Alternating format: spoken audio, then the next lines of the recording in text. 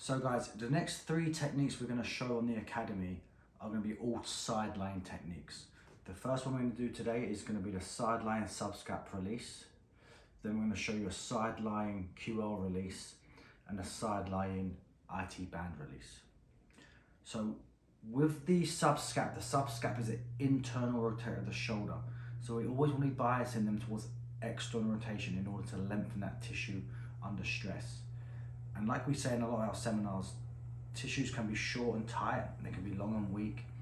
And just because a muscle is tight doesn't mean it's strong. It's actually generally very weak. It's just posturally stuck.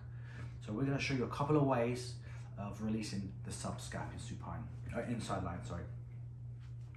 So I'm going to have Kiki making a fist, and the reason we have them in sideline is just way easy for us to protract the shoulder blades, and that allows us good access to the subscap fossa.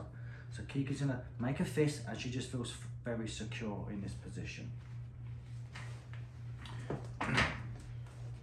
So I'm going to cup the back of Kiki's shoulder blade with my hooked fingers like so.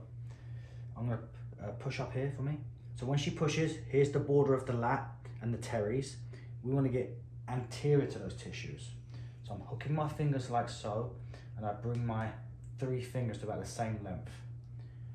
I come in here, I push with this hand, I push, and with this hand I pull towards me.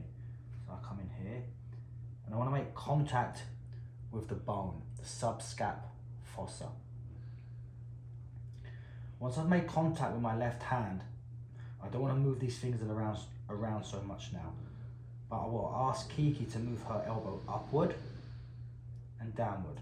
So towards her feet, and then towards my head. Towards her feet, towards her head. So this is creating internal and external rotation of the shoulder. She relaxes. Another way to release this, I'm going to ask Kiki to straighten her arm and let it go floppy. So when it goes floppy, it protracts her shoulder even more. This way. But notice I've not moved my left hand yet. We can really pull her onto my pressure. She can release. I'm still not moving my left hand. From here, guys, Kiki can straighten her elbow a little bit. Straighten it towards me. And then turn your arm outward. So that's external rotation. And then inward. Good. Outward. So here we're biasing the tissue. So when she goes inward, she's effectively shortening the subscap. And when she goes outward, she's lengthening the subscap. How's that feel? She relaxes. So notice now her shoulder is very shrugged. Her elbow or her shoulder blade is near, her shoulder's near her ear.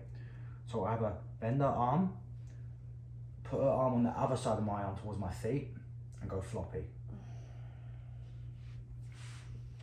So now we can release the subscap in depression. So this allows me to get onto the upper border. And we do the same patterns. So she turns her arm inwards, turns her arm outwards. Couple more. So see how this is releasing the subscap. When you're doing this technique, be careful when you ask people to turn. They're not just turning their lower arm. You want them to turn their whole upper arm. Of course, we can do it for many different positions. It's the same principles. This hand goes in, right here, and I can push, going this way. You just have to pick your preferable position from your biomechanics. I'm just trying to get out of the way of the camera to show you. So this is not the best hand position, but you get the gist here.